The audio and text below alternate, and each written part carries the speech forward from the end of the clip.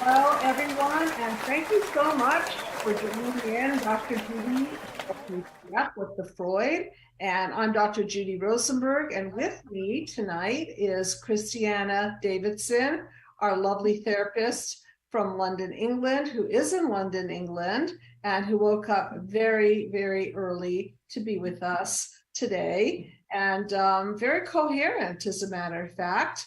And must be, because today is a very deep, important show. It focuses on when both parents are narcissists, and I call it one of my Dr. Judy isms, the double dungeon, and the double dungeon of darkness, and why, when both parents are narcissists, people are trapped in that very, very dark space. And this is a call-in show, everyone. So please note, call-in number 323-524-2599. And Christiana Davidson is available to do therapy and walk you through the mind map for recovery from narcissistic abuse and other childhood wounds. And welcome, Christiana. Thank you so much for being here. Appreciate it. Thank you, Dr. Judy. It's great to be back. Yeah, we do shows time to time, and I love when that happens because it's always more interesting for me to bounce ideas off of another professional. And this is, again, this is a heavy topic. I deal, and Christiana deals with recovering from narcissistic abuse all the time. And sometimes we've got one parent that's a narcissist, sometimes we've got a parent that's a narcissist and a borderline, or one parent that is and one parent that isn't. And again, these are labels just for you to all know that I look at things as a system gone wrong. I will break it down to you a la mind map. And for those of you who have not yet picked up a free PDF copy of my book, Be the Cause: Healing Human Disconnect, please do. I discuss narcissism in the book as well. And also, if you have not gotten my mind map video series, please do. It is a very, very detailed walkthrough. I walk people through the mind map system. And then if you want to pair it with therapy and choose Christiana as your therapist to walk it through with a therapist, I think that would probably be the best way to do it. And you can see it comes with the journal and the book and all that stuff. So anyway, let's get into the topic. Christiana, I was asking you earlier what you find to be the symptoms of people who are truly in this double dungeon of darkness where they really, really have nowhere to turn. How's it different than when only one parent is a narcissist? Well, Dr. Judy, that's such an apt description. The double dungeon of darkness. Yeah. Because that dungeon is, when you have one narcissistic parent, you experience a relation. There is no relationship, no real connection with that parent. But, at least there may be some sort of connection, some sort of attachment possible with the other parent. But when you've got both, there is no real connection with either parent. Now, when we say that there's no connection, we know that narcissists don't see individual other people. They see objects, they see people who they can put into roles, into parts that will emotionally soothe them. So when you have two parents, there is no chance of experiencing a real healthy relationship. And that has detrimental effects, obviously. And by the way, we have already 2 calls. I guess this is a show that speaks to a lot of people's mind, body, soul. Please, when you do call in, keep it relevant to the topic, because we have a lot of ground to cover. And let's keep the conversation relatively specific and short so that we could take other calls and really get a feeling for what it's like to live in this double dungeon of darkness. So Hello, first caller. Thank you so much for calling in. And what would you like us to call you? Hi, my name is Gregg. Hi, Greg. Nice to hear from you. Thank you so much. And how do you relate to this double dungeon? Now, remember, the theme for tonight is when both parents are narcissists and the effects of that on the psyche and what it's like growing up in that psychological environment. Well, honestly, I wish that I could answer that I have no idea what you're talking about. Okay. Unfortunately, that's not the case at all. Okay, so why did I you was call? absolutely, Why did you call in? Maybe we can answer a question or two, but I really want to keep the call-ins relevant to the topic. So the topic is, yeah, go ahead. yeah. I was absolutely raised by two narcissistic parents, and that is Oh, why I'm okay. So calling. you were being facetious. Okay. Absolutely, Well, absolutely, yeah. saved your life, your sense of humor. I can appreciate that. Okay. Go ahead, Greg. We're listening. Absolutely, yeah. So I actually worked with Yitz probably about 3 years ago, and he was tremendously helpful in my recovery, and honestly, I can't remember how I stumbled across you and your mind map, but it was an amazing discovery, honestly, after a life of in and out of counseling and nothing seeming to ever make any sense, nothing being tangible. It was the first thing that ever made sense that, wow, there was actually a cause for these things that went on in my life, and I'm 53 years old now, and I'll be 54 here in just another couple weeks.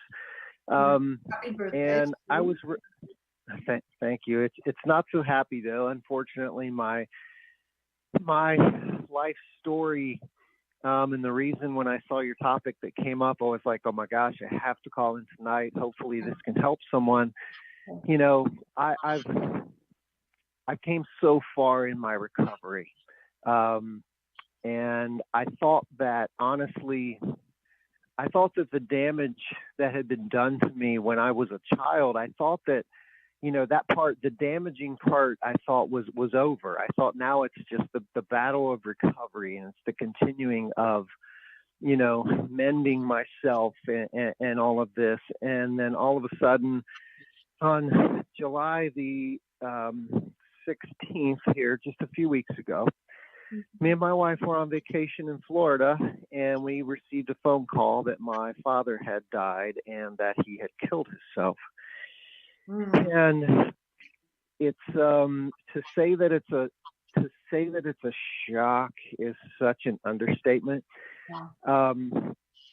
And so I've been facing and dealing with this just crazy cocktail of emotion, where it's like I got to a point, even before I found you and your mind map and worked with Yitz, I had already been in that point for years of basically, forgiving my parents for what they had done when I was a child, but not quite understanding, still just knowing like, hey, they had their past too.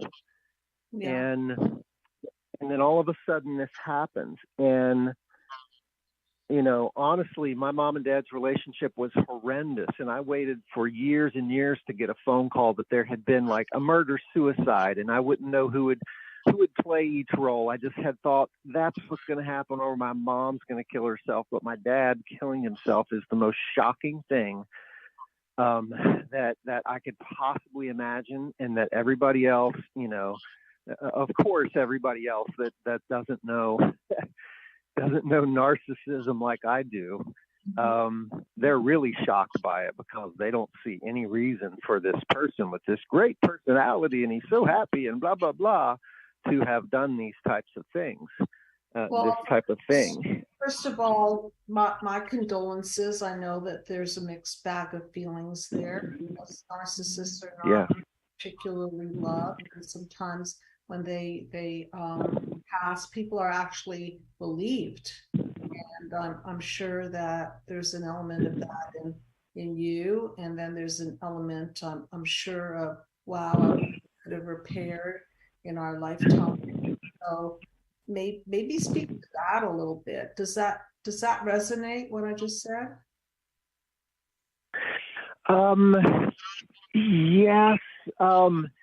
It's a weird place that I'm in, because on one end of it, it's like I'm able to see this person that I have this sympathy for, and I feel sad for where they ended up at 74 years old, taking their own life. And I have sympathy for them knowing the path that they walked, but at the same time, I'm mad. And I'm mad because it's like, yep, there it is. The last thing that you did, your last act on earth, was you put yourself and your own thoughts first. You didn't wonder or worry more about what it would do to the people that are left behind, that are having to try to now help my mother, who has also never been good on her best day. And now all of a sudden I have one brother who's a year older than me. And now all of a sudden here I am having to do everything for my mom, who I, in some senses, I hold her responsible for part of my life being stolen from me. At the same time, I'm stepping in and saying, this woman has no grip on anything whatsoever. I'm having to figure out her entire life for her financial things and all of this mess in the face of what's going on. And at the same time, the family sickness is so strong on both sides of the family tree that there is a living hell dynamic of this that is unfolding with uncles, my dad's brothers, who are blaming my mom for him killing himself. My own brother is blaming my mom for him killing himself. And at the same time, I'm dealing with, yes, still the death of my dad, a crazy mixed up thing where literally I ask people that talk about this, and they're so shocked, and how, they basically are blaming my mom. And I'm like, hey, let me clue you in a little bit. I said, I'm 53 years old and my dad hasn't called me 5 times in my entire life. Wow. Does that sound like the person that you know?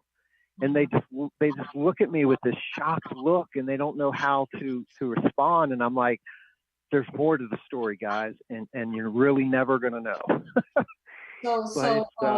So I wanted Christiana to comment on the aspect of this, which you work very closely with. Okay, so now the mother, Gregg's mother, is a narcissist, and Gregg's father did a violent act at the end of his time, and now everything is reverberating, and now he's got to help his mother.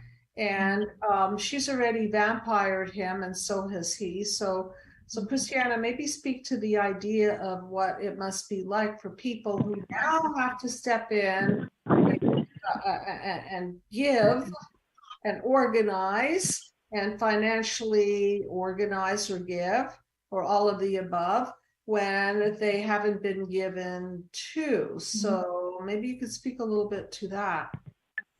Sure. Hi, Gregg. First of all, just my condolences to you, but also my empathy with the frustration I can hear in what you've shared. The thing about having narcissistic parents, especially 2 of them, we spend our lives trying to break free from serving them.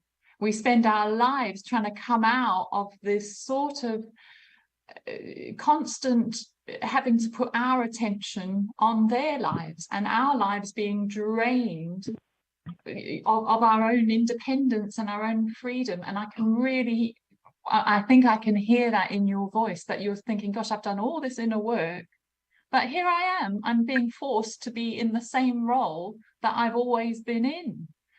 And that is exactly what is happening. This is the thing with narcissists, even on their deathbed, it can be a moment where you're being forced now to be in that role of the little boy that was perhaps, and I'm sort of projecting here, but there may have been a sense that your father wanted you to emotionally soothe your mother, and in place of him, to sort of take responsibility for her where he should have. So I don't know, Greg, if that's resonating with you, but only to say that, you know, you actually don't have responsibility for taking charge of your parents' life. You don't. That's their responsibility. I know it's not easy in a situation like this where you feel like there is no option, but I would really encourage you to make sure that you set firm boundaries with your mother, and that you don't take on all the responsibility here, because we've got to change the focus from serving the parent and emotionally regulating them and taking responsibility for their happiness and their lives. And we've got to move it round now to you, Greg. What do you need in your life, and what is the next step for you in your healing journey? And it sounds like things are sort of conspiring to help you step out even further. And that's sort of how frustration can sometimes be such a healthy catalyst to really moving out even more from that role that you've always been in, because it's not yours to be in anymore. Yeah, I totally agree. And the really cool thing, and trust me to speak like this is the person that I am today. It's not the person that I was years ago. And so trust me, to speak like this is not, there's a lot behind it. And I could take up hours telling you of just the horrific years of my life. But I've you know, it's almost like the movie The Godfather, where they keep sucking you back in. You know, Yes. You feel like that. It's like, I'm trying to get out, and you get sucked back in. You know, It's just take. Would, yeah, and it would be, you know, it would be definitely that. But the really cool thing about it is that I have set those boundaries with my mother really clearly, and I've told her that, Mom, I will absolutely walk away from this situation. I said, it will be the hardest thing I've ever done, but I will walk away from this situation. And I explained to her, you know, in not too lengthy of terms, but that she and my dad had essentially robbed me of most of my childhood and most of my younger adult life, and that will not happen. And I've warned her, and I have set those boundaries. And my wife, I have a lovely wife, and she's so helpful with everything. And she's on the same page. She understands this whole thing. She's been through this journey with me. And, you know, so my mom's aware, and those boundaries have been set. So at the same time, yeah, it's very shocking. And like you said, you know, maybe me and my brother had played that role of, you know, sort of like filling the husband role in for a wife that, you know, as we were kids, you know, Dad worked 2 jobs. He was never home. His measure of am I a good man was taught to him basically like, if you go to work and you work hard, what could you possibly do wrong? And it's basically like, well, hey, Dad, guess what? Everything else. And that's what they did. But the thing is, Greg, you know, there is that is part of the dysfunction of these narcissistic families. You know, there is a payoff there for your father as well. You know, that he wasn't in the house and he didn't have to be with your mother, who sounds possibly quite emotionally, quite a lot to handle. So yeah. Does that resonate? I have a question, Greg. So first of all, after hearing what you have to say, maybe I should have called the show The Triple Dungeon of Darkness, because, you know, your parents weren't there for you when you were growing up. And now after their death, you're still in a position of being pulled into the system. And so it feels like no way out. However, as Christiana said, it's you now to take back your quality of life and do what's best for you. And I know that you're a decent human being, and so we want to rise to the highest level of human decency without vampiring ourselves. And that's a tough one, right? Because you don't want to be that horrible mean person, but then again, number one, you can't be that horrible mean person to yourself. Having lived through this double dungeon with your parents, and having obviously done the work, what would you like to impart to the people listening now and in the future, to really any wisdom that you'd like to impart for those that are suffering from this in this particular time?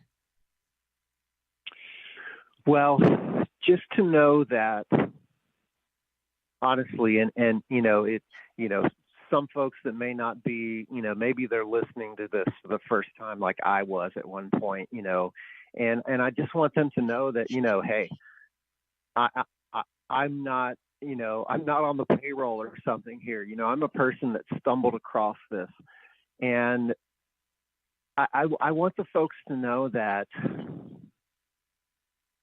the lies that were in their head, the things that they told themselves about themselves for most of their lives, that they were lies. Yeah. And that there's something tangible here, like as if it were a medication that you take for something. It's just that plain and simple. There's a cause and there's an effect. Parents love to admit that I can have a positive influence on my kids, but parents hate to admit that they can have a negative influence on their kids. And we all have that to some degree. And there is help in being able to wrap your mind around the cause and effect, and the fact that these things that we develop, these defense mechanisms, be it drugs, be it alcohol, be it food, be it whatever you can shove in, on, and around your body. It doesn't have to be drugs and alcohol. It's all the effects of that. And we can't be afraid to look at it. We can't be afraid to look at it. I have a brother who's horrified to look at it. He doesn't want to hear it, and unfortunately for him, he's down that same path, and he has those narcissistic tendencies just like I have. I wanted to break the cycle, but I had to become it to learn to hate it. I wanted to break the cycle when I was a kid. I knew there was something wrong with our family. And I told myself, I'm going to break the cycle. But I had no idea what that would mean. I had no idea that it would mean that I would become a person with narcissistic tendencies and suffer all the consequences of living like that, and get to a point where I hated it so bad that was the thing that unlocked my just wanting to do something different and desperately trying to find something. And boom, one night, there it was. All of a sudden, there's a cause and effect. It's not just, you're not just a bad kid. You're not just, we were just bad kids, that's what we did because we were bad. And it's like, no, that's not what happened at all. We developed these defense mechanisms to try to contend with a life that we were ill-equipped to deal with. And that's what happens. You grow up and you don't have the tools. And all of a sudden life comes at you. You're not a kid anymore. And I just want to add to that how it is for a kid to swallow the lies. All you have to tell little Johnny is, Johnny, you're stupid. Or all you have to do is ignore little Johnny and he feels that he's unimportant. Or little Mary, you're a loser, you're ugly, or you will never be loved. These messages are powerful because our parents are like our gods. They're our source, and we buy in. And lately I've been calling the Mindmap system the mind straightening out system, because that's what it is. We have this cracked lens of perception. We bought into this lie that puts us into psychological prison, and then we repeat the lie in our head. So we self-infect, and then through the process, we go deep in and we tell the truth, and we tell the unpopular truth about the cause, which is always the blueprint. And in essence, this process is about letting out the psychological poison so that you don't implode. Look what your dad did. He imploded. Okay. At the end of his life, Yeah. he had the narcissistic wound. Why do you think he passed it on to the next generation? Right. And so he didn't explode, which he probably did in his lifetime. He probably exploded on your mother and exploded on you and your brother, whoever. But at the end of his Oh, life, absolutely. he imploded, meaning he turned all the anger and all the aggression unto himself.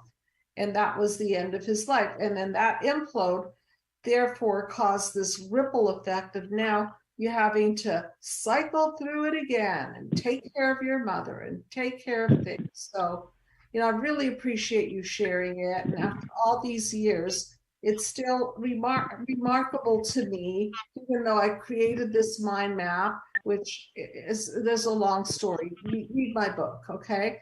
But it's still so remarkable to me to walk people through this journey and help them paradigm shift out of the mess, because this is not just talk therapy where you talk through these problems. This is a paradigm shifting system where you're not the same person that entered from point A when you exit at point C. So I really appreciate you sharing, and I know there are other calls, and we'll cover a lot of ground. So thank you, Gregg. Take care of yourself. Yourself. You hear that?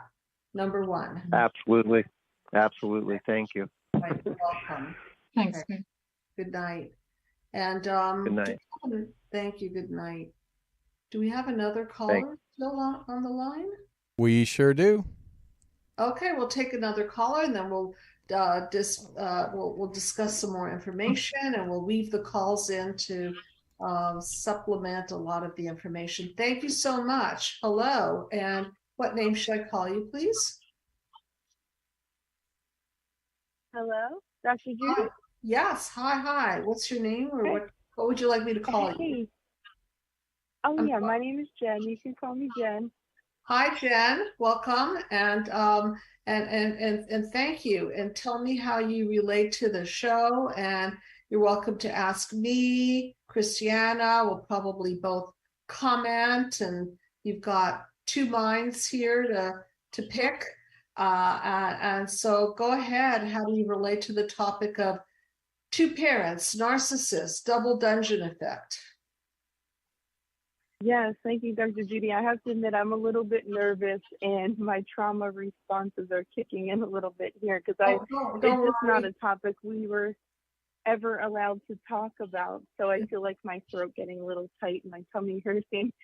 But I'm working through it, and I'm so glad I was able to get on with you. But yeah, both of my parents were narcissists. My father was a covert, and which is kind of harder, I guess, for the outside world to even see or understand. So I just want to stop you for a minute. And could you describe what the effects of a covert, what is that covert to you mean? Yeah. Because people, this is an educational show. People want to understand what's covert, what's overt, how did it affect you? So maybe explain a little bit about that.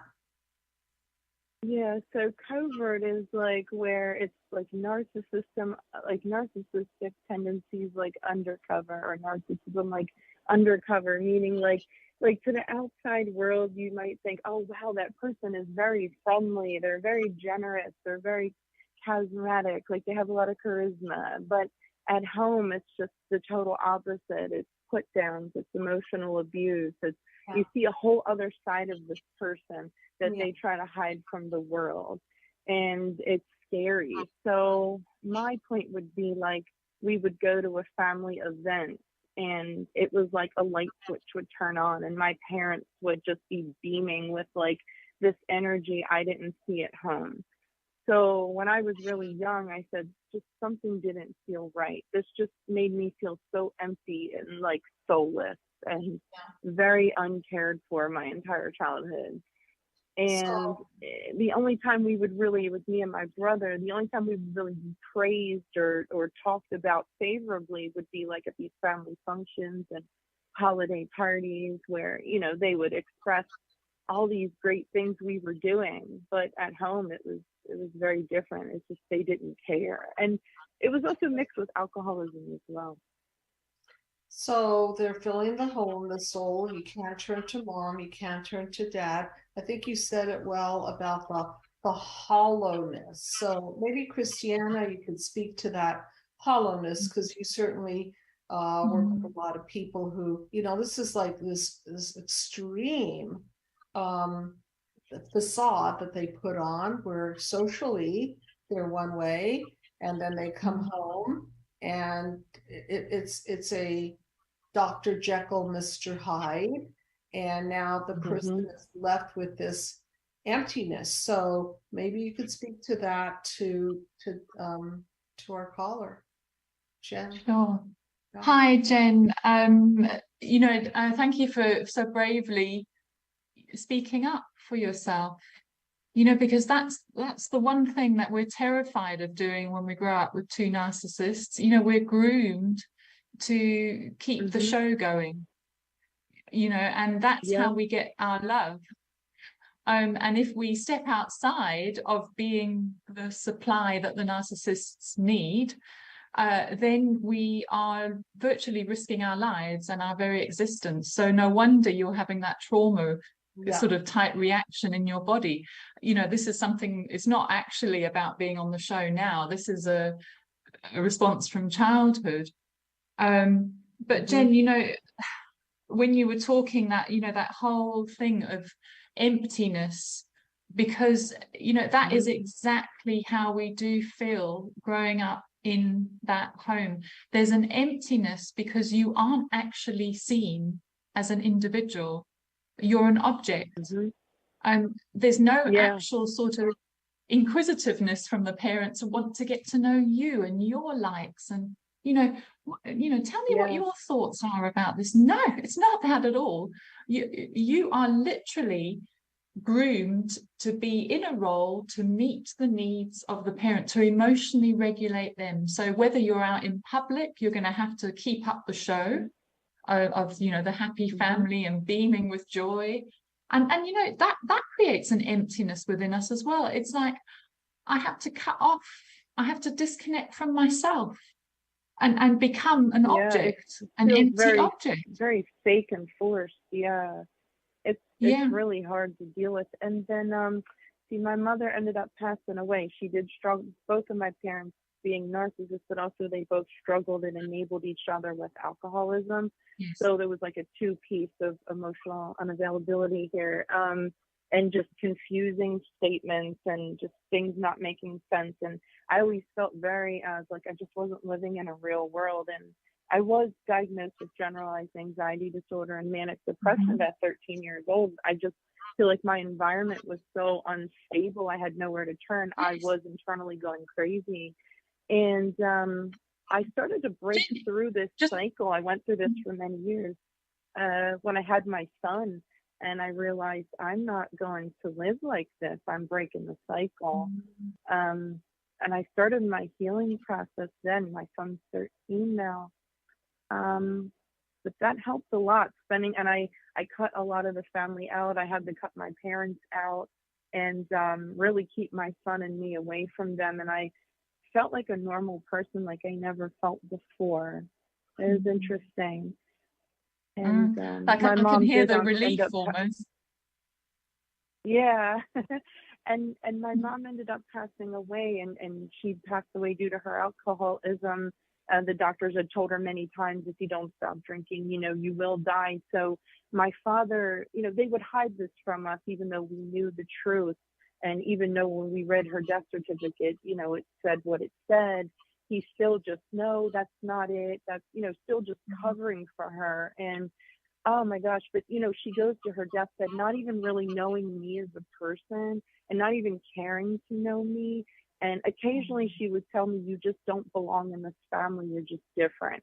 And that hurt a lot. So I never felt like I belonged, You were the scapegoat, Jen. I just wanted to comment, there's Yeah. that emptiness, you never belong in the family. What a message. And she too imploded.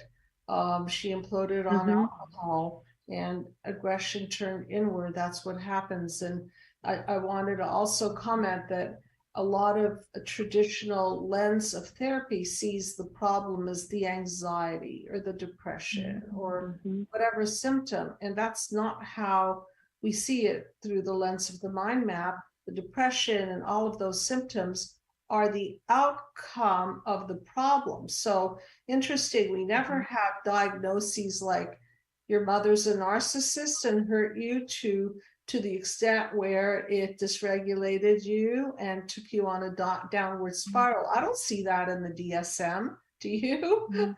I mean, it's crazy to me, because as you could tell, I'm not shy about it. I'm just not a fan of traditional therapy, and I'm not a fan of treating. Me either. It makes me very uncomfortable. They did try to take me to some counseling because it was like, oh, Jen has anxiety, Jen has manic depressive. Let's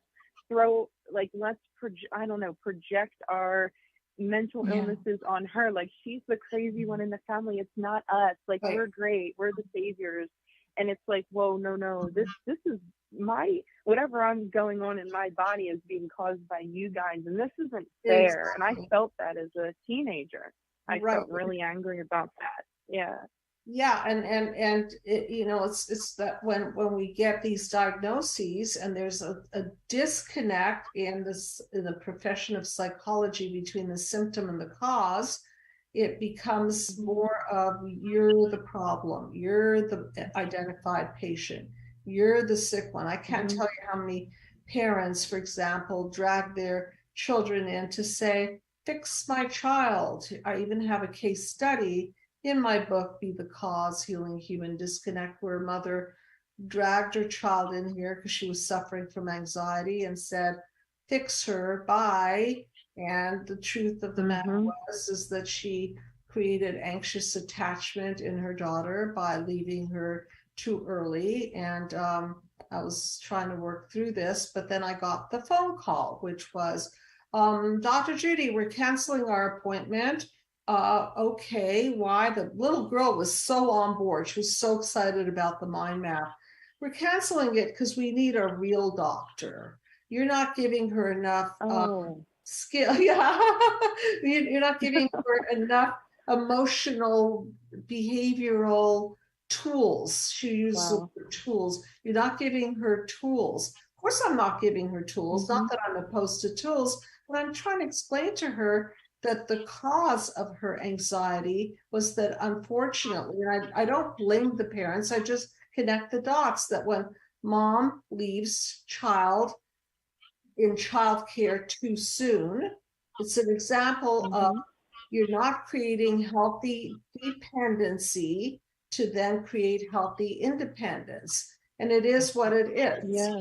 Okay. However, just like everyone suffering from these narcissistic injuries, they have butterflies in their stomach to tell the truth. Well, this is a kind of therapy where you tell the truth, and it's politically incorrect in some sense, but who cares? It's healing. It's getting the psychological poison out. And I don't know what better method to use to help people turn around the system gone wrong than to tell the truth and not tell a bunch of lies of, well, I'm sorry, you are an anxious person. You are a depressed person. These are just inaccuracies. And also, wonderful, Dr. Judy, very helpful. Thank you. This is Jen. This is also, it's such a common feature of narcissistic parenting. Their neglect of you as a young child leads to symptoms in your life. Understandably, I mean, we could almost predict it. Because that is the body and the soul trying to heal itself. But then what happens is the narcissist will use that to keep up the show. So even in your suffering and your illness, that's also used to maintain the status of the narcissist. it's, you can't win. You cannot win as a child. You never win. You never can. No, It's but you horrible. can, It's though. the worst. You can when you're later. You can really exit this. With systems like the Mindmap and You can working through it. when you bust. Sorry, Christiana. You can when you bust Yeah. the lies, right? You can Mhm. when you expose the lies. And one of the worst things a parent can do to his or her child is to break the child and then blame the child for the symptoms that they're exhibiting after being broken. I'll say it again. You're so right. It's It wasn't fair, and then to be told you don't belong here, it's like, wow. very, very painful. It's bullying. hard, even to this day. It's very, very hard for me to make friends and maintain romantic relationships. It's very hard for me to trust people, and it's very difficult. So I do spend a lot of time alone, and I lived alone probably for about 7 or 8 years, and I was able to do a lot of healing. I still have a lot of healing to go. So I really want to look at your program within that thing, and I was on your website, so I definitely want to check that out. Yeah, and we give free consultations, so just please feel free to reach out and learn more about this, and start by downloading the book. It's free, or you can get it on Amazon.com as well. And if you like the hard copy, you can order it, or if you just want a PDF, it's free to you.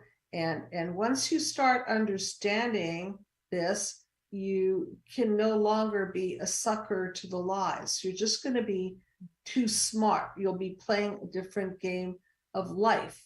And so parents teach you one game of life, which is to be at the effect of, there's something wrong with you, you're this and that and that and this. And then you flip the system around. That's where the paradigm shift comes in. So yeah, obviously I'd love to see you do the mind map work, particularly because of your situation with the parents and this traditional therapy. Again, what good will it do just to talk about it without an actual plan? A plan of examining the wounds, their impact on you, and how you defended against them, and how to morph out. This has got to be planned out. It can't just be random. How does that make you feel? See you next week. But just doesn't cut it. Yeah, it never worked for me. I would stop going after a couple of sessions. I'm just like, I'll just figure it out on my own. Yeah. Reading books and going on YouTube. So I'm so glad I found you all. So thank you so much. You're very welcome. I appreciate that, and thank you for calling in. And yeah, of course, feel free to be in touch. Okay. Cool. Have a wonderful night. Okay, you do the same. Okay. All right. So let's delve into this a little bit more, Christiana. And do we have any other calls? That's it for right now. Okay, so let's mind map this. So if you would be so kind as to put the mind map up, and then we can break it down. And you see childhood wounds, panel 1. Those wounds include physical abuse, verbal abuse, sexual abuse, neglect, and smothering, controlling. And then the narcissistic abuse is really where the parents do not have empathy, and they are disconnected emotionally from their children. They use them as objects to perform, to control, to act out their agenda, make them look good. And so as a result of this disconnect, this wounding is particularly painful because it leaves you with this reaction, this feeling of emptiness, this feeling of no place to turn. And if you've got 2 of them, that's why I call it the double dungeon, because at least if you have a mother or father or one primary caregiver there for you, then it can mitigate the damages. Because like a dungeon, right? If you have one door that's open, it's no longer a dungeon, you can get out. But if you've got both doors closed, mother's closed, father's closed, or one primary closed, the other primary closed, checkmate. You're in that double dungeon of darkness, and that hole in the soul of fear, of emptiness, of anxiety, of loneliness is that reaction, along with it being encoded into probably Christiana, the encoding. What encoding do you typically see from that injury? Well, it's, you know, that I'm not good enough unless I'm meeting the expectations of others. Yeah. You know, so what happens with narcissistic parents is we're groomed to be supply. So we come to know ourselves as supply. You know, we have to make ourselves be supply for others, because then we're okay. You know, I just had that image where there's a horse, right? And then there's a carrot in front of the horse, but it's on a bar in front of its head, and it'll never get the carrot, but it has to run really fast or work really hard to try to get it. And so the carrot is always in front of the horse and never in the mouth of the horse. And that's the image that just popped in my mind, is that it's like this exercise in futility. You never get it, but the wish is, and that's what the Freud are you doing, trying to please and please and please? It's not going to work. But yet we're so invested in trying to create a bond with our parents, to please our parents, to have them to survive, and to get I have a show called Molecule of Love. Go check that out. You know, to get that little molecule of love. The thing about these, you know, the situation is, yes, you know, we're making we've got to be supply, but the thing is, you know, with narcissists, they're also they're grabbing the supply. So as much as we're looking for to get some sort of breadcrumbs of love and affirmation, the narcissist is take as well. So you know, we're in an environment where we're having to snatch at things and compete for this, and, you know, try to compete with our siblings. And it just, you know, it's really, it's like being in a playground at a nursery school, and all, you know, the children are all fighting over the toys and things like that, because that's what it is. You know, it's children raising children. And narcissists they're stunted at that emotional developmental level. They never differentiated. Right. And so what happens is they try to stop you from differentiating as well, because if you do, then that's their supply leaving. So that's how this whole multi-generational pattern persists. So they're always receivers, and they're never takers. They're takers. And so when you have a taker of a parent and a child who needs to receive, it's just a real horrible system gone wrong. Big emotional scars. I was wondering, was there a question in the chat room? Let me look. I'm sure there probably is. Actually, right now it looks like just a lot of comments back and forth to what you're talking about, but no questions. But if you're in the chat room, please ask a question and I'll relay it to Dr. Judy. Okay, yeah, thank you. So you can see this encoding. I'm on panel 3 here. We're on panel 3. So the encoding is that I've got to please in order to be loved. I'm not important. That's a big one. I'm not lovable. I mean, how sad is that?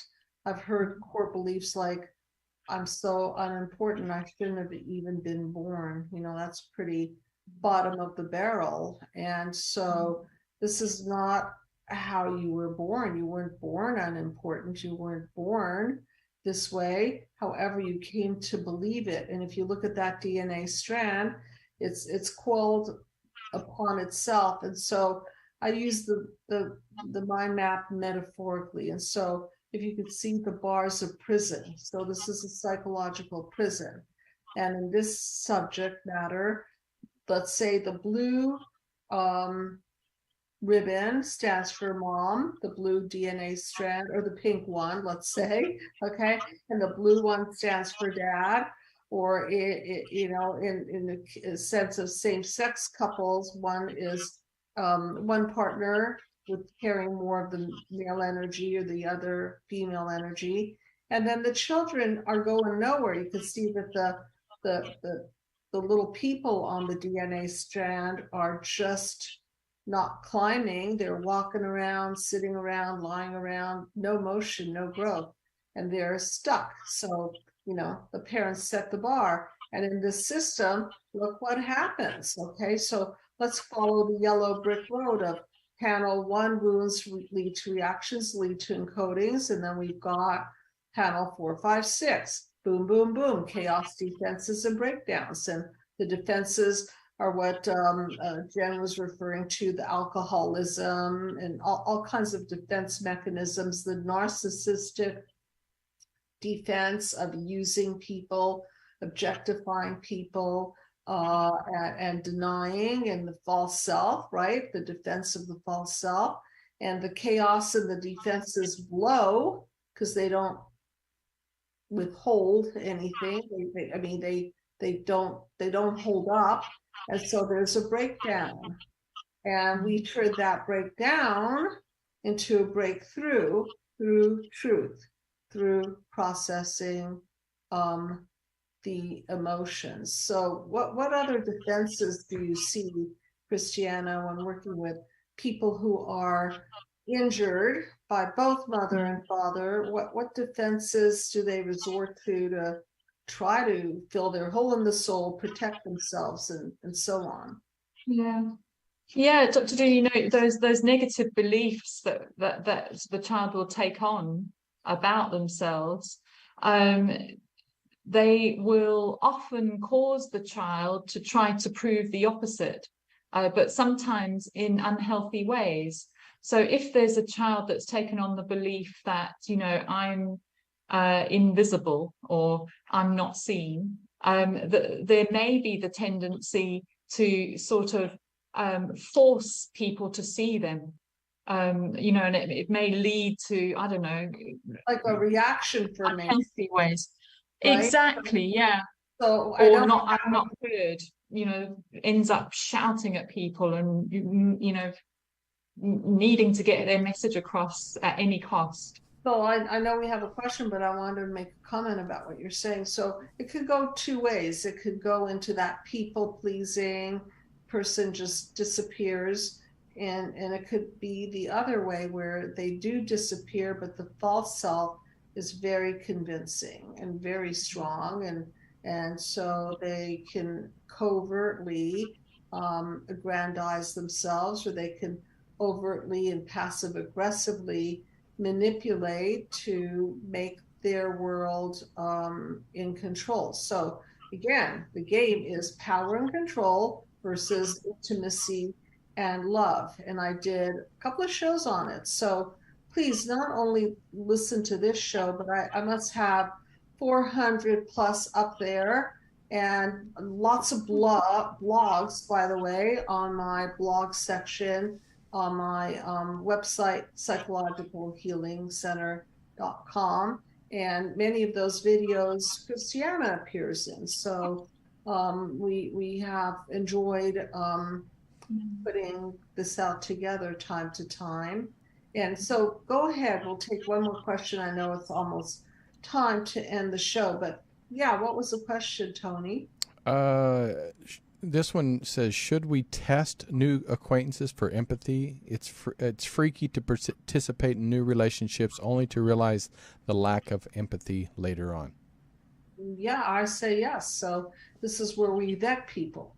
So part of the mind map is my favorite quote by Einstein. I put it in my book. Smart people solve problems, geniuses prevent them. So go ahead and be a genius and vet people and see how they treat the waiter, see how they treat animals, see how they treat other people, see how generous they are, see how they treat you. Give it some time. Don't do what I do still sometimes. I do positive projection. I give people credit where credit is not due. So I've got to be careful with that. Like, oh, they must be wonderful. Like, of course they're honest. And so I've learned from many of those positive projections. So now I can teach it to you. However, yes, any other comments? I say definitely vet them. You don't have to be paranoid and put them in this paranoid double dungeon of darkness, nor do you have to welcome them in with, with flowers. Just kind of see where, park them in neutral, see where they're at. Do you want to add to that, Christiana?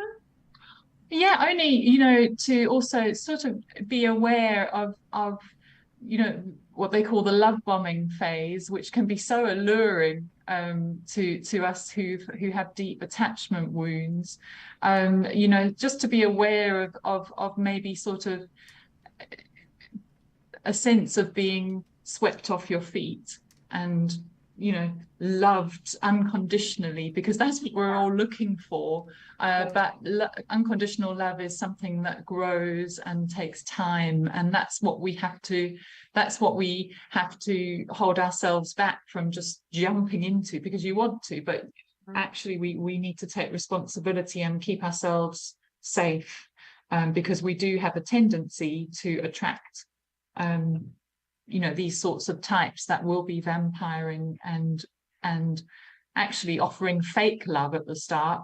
Yeah, in order we're hungry for it. Yeah. So, right, so we can't allow our hunger and desperation to let people who are, watch out for those extremes. Oh, you're amazing, amazing, amazing. I met my soulmate.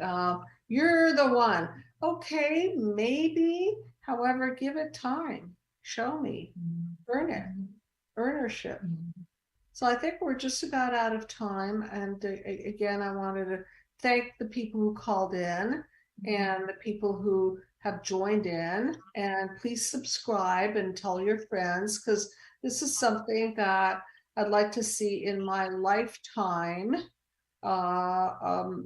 solved, in the sense that people could become aware and they no longer have to be at the effect of this, and they can truly flip the system. So please pay it forward. And we do have a merch store. You can buy the Be the Cause t-shirt and wear it, and then stare at it and have that there for you to really tap into, and just have on your being.